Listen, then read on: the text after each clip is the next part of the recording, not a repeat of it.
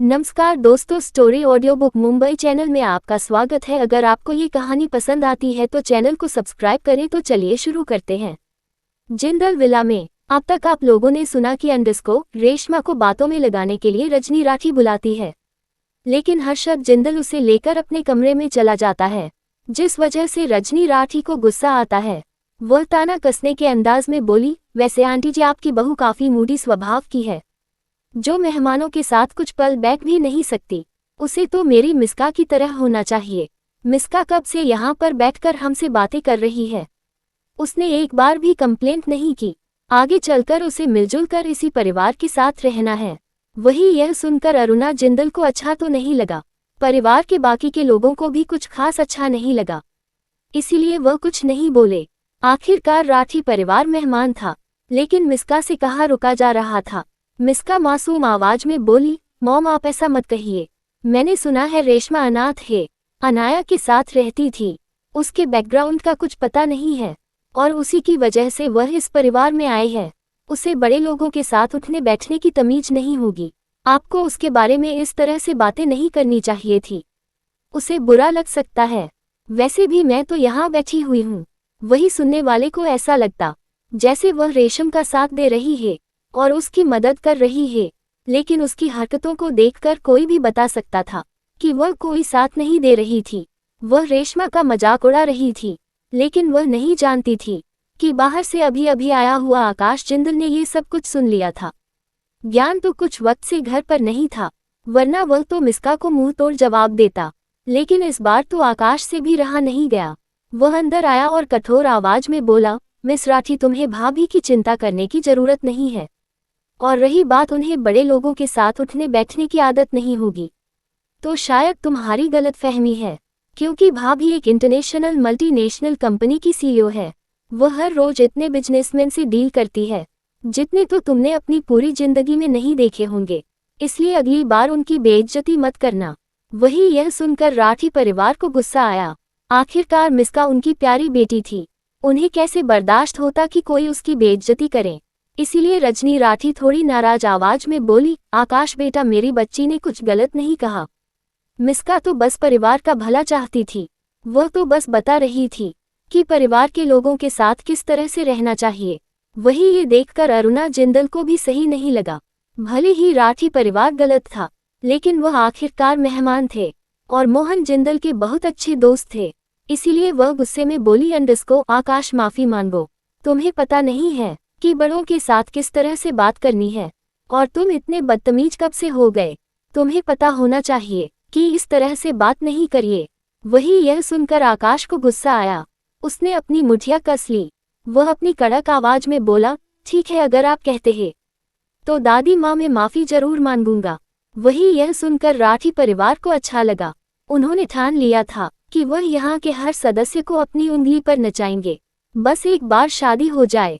मिस्का तो मन ही मन कह रही थी, इसको तो मैं शादी के बाद देख लूंगी, लेकिन तभी आकाश आगे बोला, लेकिन दादी माँ, आप भूल रही है, अगर इस बारे में प्रिंसेस को पता चला तो क्या होगा, इसलिए अगली बार अगर कोई परिवार के सदस्य की बेइज्जती करे तो क्या जवाब देना है, वह आप सोच लेना। ये कहते हुए उसने एक नज़र अपने दादाजी को भी देखा, जो चुप होकर वहां बैठे हुए थे। उसे सच में अपने दादाजी का ये नेचर बिल्कुल बर्दाश्त नहीं था कि वह उनकी दादी के सामने मुंह नहीं खोलते थे और उनकी हर जायज़ नाजायज़ मांग को पूरा करते थे। इस बार भी उसकी दादी बिना वजह ही आकाश पर गुस्सा हुई थी, लेकिन फिर भी मोहन जिंदल ने कुछ नहीं कहा है, इसलिए आकाश गुस्से में ऊपर चला गया। वहीं पीछे अरुणा जिंदल का मुंह काला पड़ गया।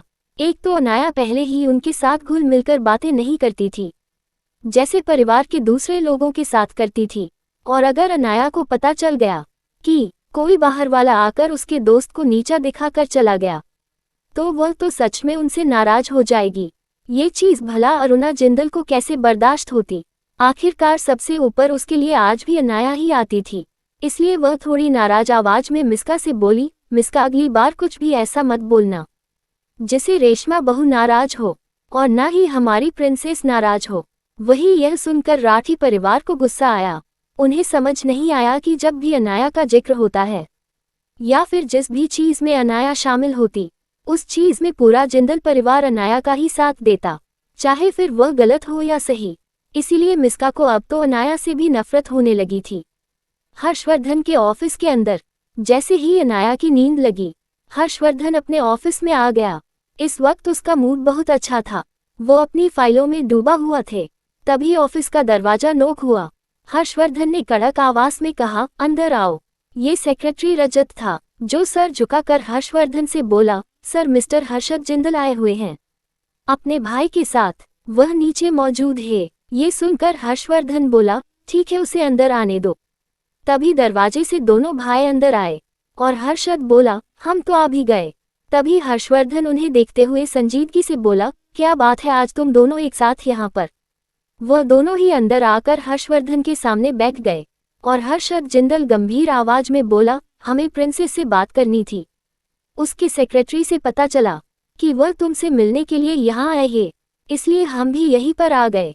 आखिरकार जहाँ पर तुम होगे वहीं पर हमारी प्रिंसेस भी मिलेगी। मुझे तो समझ नहीं आ रहा कि हमारी प्रिंसेस ने तुम में ऐसा तो क्या ही देख लिया जो वह तुम्हें पसंद करती है। वही यह सुनकर हर्षवर्धन की आंखें छोटी हो गई। उसे बिल्कुल बर्दाश्त नहीं था कोई भी उसके और अनाया के रिश्ते के बीच गलतफहमी पैदा करे। वह हर्षद जिंदल को गुस्सेल नजरों से देखते हुए बोला, बकवास करना बंद करो। अगर ज्यादा बकवास की तो मैं अपनी बीवी को तुम सबसे दूर ले जाऊंगा। वैसे भी जिंदल विला में हर वक्त कोई ना कोई नाटक चलता ही रहता है। अच्छा होगा कि मेरी बीवी रिलैक्स करे और कहीं और रहे। वहीं ये सुनकर आकाश और हर्षद जिंदल एक साथ बोले, बिल्कुल नहीं, बहुत मुश्किल से प्रिंसेस घर आई है, वह ऐसे ही नहीं जा सकती और हम उसके परिवार वाले हैं, तुम उसे हमसे दूर नहीं कर सकते। वहीं ये सुनकर हर्षवर्धन के चेहरे पर शैतानी मुस्कान आ गई। उन लोगों को बताना चाहता था कि आखिरकार अनाया की जिंदगी में सबसे पहले वह आता है, बाकी सभी लोग बाद में आते हैं। हर्षवर्धन की शैतानी मुस्कान देखकर हर्षद जिंदल गहरी सांस लेकर बोला, अंडरस्कोप, ठीक है तुम जीत गए। अब बताओ प्रिंसेस कहाँ पर है। तो हर्षवर्धन बोला, अंडरस्कोप, वह अभी सो रही है, तुम लोग उसका इंतजार भी कर सकते हो या फिर वापस भी जा सकते हो, मैं उसे इन्फॉर्म कर दूंगा। तभी सबके कानों में स्लाइडिंग डोर खुलने की आवाज आई। हर किसी की नजरें वहां पर चली गई तो वहां पर अनाया खड़ी थी। अनाया ने सिंपल सा फ्री टॉप, नीचे लूज सा प्लाजो पहना था। उसने उसके ऊपर एक यूनिक सी लॉन्ग स्ट्रक डाली हुई थी जो उसके लुक को एनहेंस करने के साथ साथ उसके बेली बट को भी छुपा रही थी। उसे वहां देखकर तीनों आदमियों के चेहरे पर मुस्कान आ गई। हर्षवर्धन तो तुरंत खड़ा हुआ और अनाया के पास जाते हुए प्यार से बोला, बीवी तुम उठ क्यों गई? अगर कुछ काम होता तो मुझे बुला लेती है। अनाया उसे देखते हुए बोली, कुछ खास नहीं, बस नींद उड़ गई।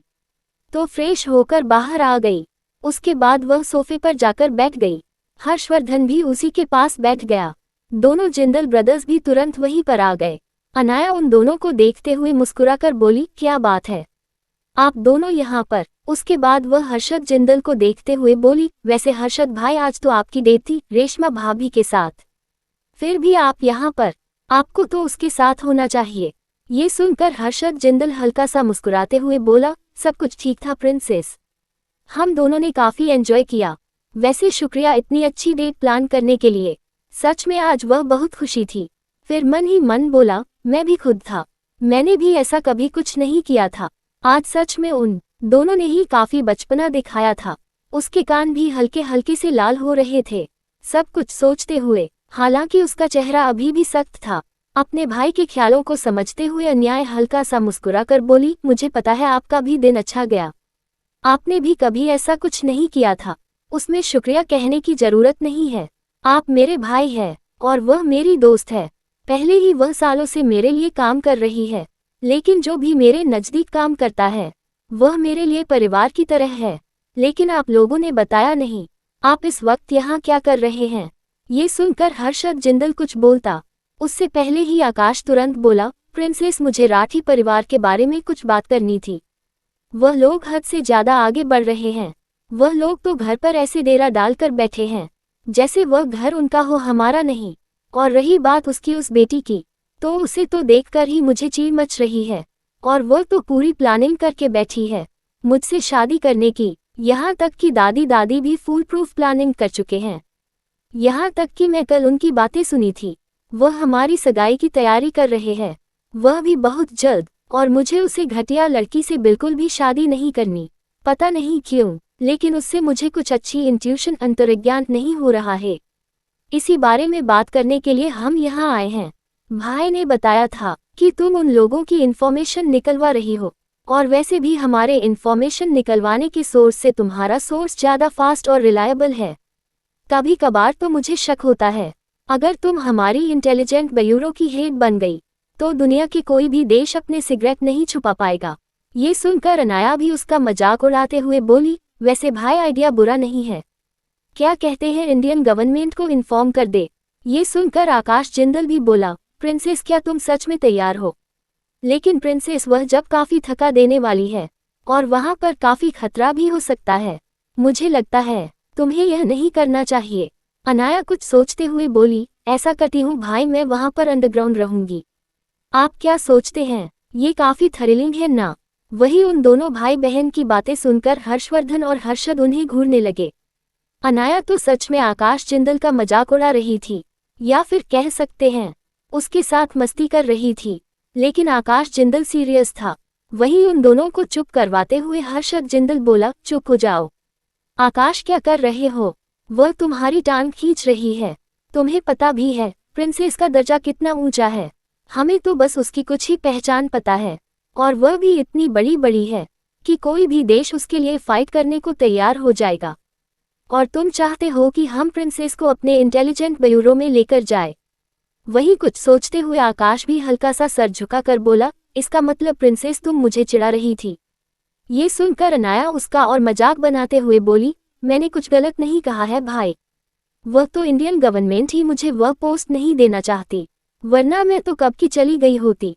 आपको नहीं लगता मैं उस पोस्ट के लिए काफी काबिल हूँ? वही अनाया को अभी भी चीरता हुआ देखकर हर्षवर्धन उसे शांत करवाते हुए उसके सिर पर हल्का सा टेप करके बोला, बीवी अब बस भी करो।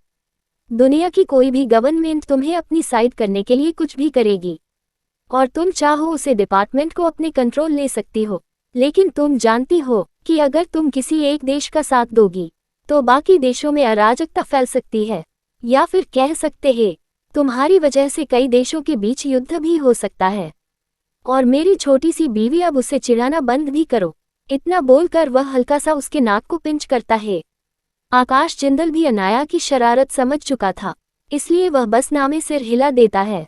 क्या राठी परिवार को रेशमा की बेइज्जती भरी पड़ेगी? और हर्षद और आकाश को जब रेशमा का अतीत पता चलेगा तो क्या होगा? अगर आपको अगला एपिसोड चाहिए तो लाइक करें, कमेंट करें और चैनल को सब्सक्राइब करें।